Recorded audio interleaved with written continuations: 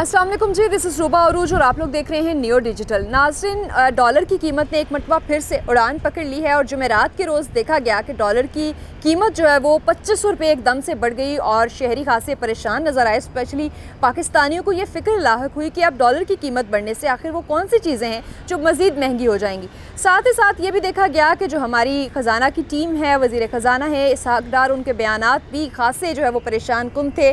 जैसा कि उन्होंने ये बयान भी दिया कि अब पाकिस्तान की जो मईशत है उसकी ज़िम्मेदारी अल्लाह ताला पर है और साथ साथ उन्होंने ये भी हौसला दिलाने की कोशिश की कि बेहतर हो जाएंगे हालात। अगर हम थोड़े से स्टैट्स देख लें, रिज़र्व्स देख लें तो यकीनन जो है वो सूरत हाल डिफ़ॉल्ट के करीब करीब नज़र आती है। वो जो बातें हमें बताई जा रही थी कि पाकिस्तान डिफ़ॉल्ट करने जा रहा है या नहीं करने जा रहा, वो चीज़ें अब सच साबित होती नज़र आ रही हैं। और स्पेशली जब ये मसनूई कीमत जो कि कंट्रोल की गई थी डॉलर की, इसको ओपन कर दिया गया है, तो ये बात तो साबित होती है कि इसहाक डार ने आके मसनूई तौर पर डॉलर की कीमत को मुस्तहकम करने की कोशिश की थी। और इससे ये भी साबित होता है कि 2013 में भी उन्होंने मसनूई तौर पर डॉलर की कीमत जो है वो एक फ़िक्स रेट पर रोके रखी। अब जब ओपन मार्केट में बात चली गई है और IMF की कंडीशंस आपको मानना पड़ रही हैं, तो फिर एकदम से आपको देखा होगा कि 2 दिन के अंदर 25 से 35 से तकरीबन 40 रुपये तक का फ़र्क आया है रुपये की कदर कम होने में।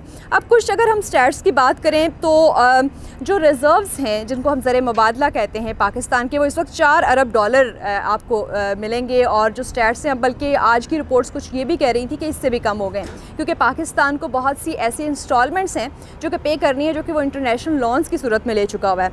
अच्छा, अब फ्री फ्लोट जो करेंसी एडजस्टमेंट है, ये जब कंडीशन लगाई गई थी IMF की जानिब से और आपकी जितनी सब्सिडीज़ थी उनको ख़त्म करने के हवाले से कंडीशंस लगाई गई थी ताकि जो IMF का रिव्यू प्रोग्राम है उसको दोबारा से देखा जा सके, तो अब ये गैप जो था इंटरबैंक और इनफॉर्मल मार्केट के दरमियान ये ख़त्म हो चुका है, जिसकी वजह से डॉलर एकदम से आपको उड़ान भरता नज़र आ रहा है। अब IMF का जो 9th रिव्यू होना है उसके बाद आपको 1.2 जो अरब डॉलर है उसकी एक किस्त मिलना है और उसके लिए बहुत सी अभी कंडीशंस हैं जो कि अभी आपको फॉलो करना है। इसी तरह से अभी जो इसी तकरीबन कुछ ही दिनों के अंदर एक इंस्टॉलमेंट जो कि पाकिस्तान को पे करनी है वो 2.8 अरब डॉलर की एक किस्त है जो कि पे करनी है।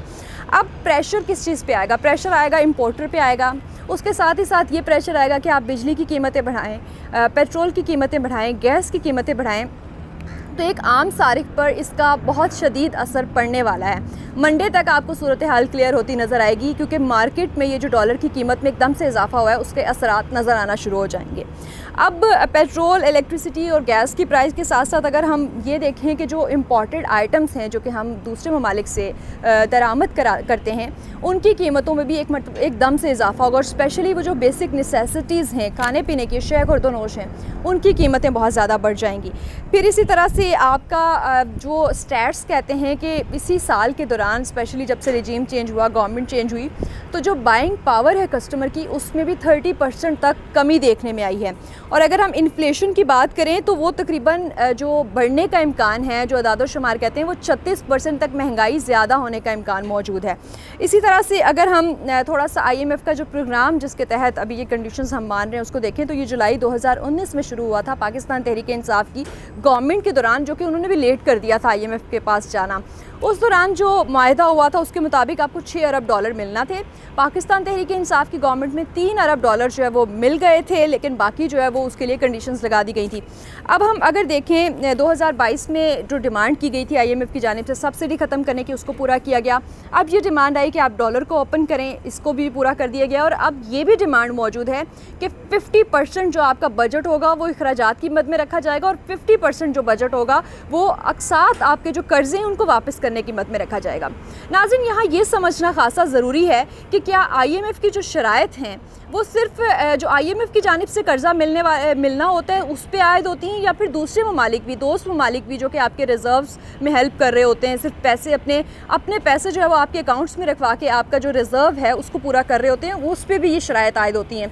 तो मसला इस वक्त ये है कि IMF ने तो आपको बहुत थोड़ी सी अमाउंट हेल्प करनी है, लेकिन जो 35 से 36 अरब डॉलर की सब्सिडी जो रिक्वायर्ड है पाकिस्तान को इसी साल स्टेबल होने के लिए, वो दोस्त ममालिक की जानिब से मिलनी है। उनमें आपको UAE से, उसके साथ साथ जो आपके इंटरनेशनल वॉलेट्स हैं वहाँ से आपको पैसे मिलने हैं, बैंक से वहाँ से पैसे मिलने हैं, वो सब के सब लिंक हैं आपकी IMF की शराइत की पाबंदी के साथ। तो अगर आप IMF की पाबंदी फॉलो नहीं करते पाकिस्तान में, और यही ज़िद थी अब ज़रा अगर हम थोड़ी सी पॉलिटिकल सिचुएशन को देख लें, स्पेशली इसहाक डार को लाना, मिफ्ता इस्माइल का जो है वो उनके ख़िलाफ़ बात करना और फिर उनसे पहले इसहाक डार का मिफ्ता इस्माइल को तनकीद का निशाना बनाना, क्या ये 1% पॉलिसीज़ हो सकती हैं जो कि किसी हुकूमत के IMF जैसे बड़े प्रोग्राम को मुतासिर करें?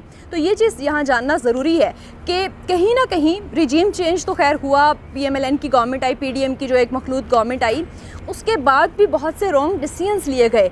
अगर हम PMLN की जो एक ख़ानदान में इख्तलाफात की बात करें तो उसका असर भी आपकी इकॉनमी पे पड़ा है। इसहाक डार को लाने के लिए ही तकरीबन जो है वो 5 से 6 माह का अरसा लगाया गया, पूरी एक लॉबिंग की गई और ये शो कराने की कोशिश की गई कि इसहाक डार के अलावा जो है वो कोई इस वक्त डॉलर को कंट्रोल नहीं कर सकता।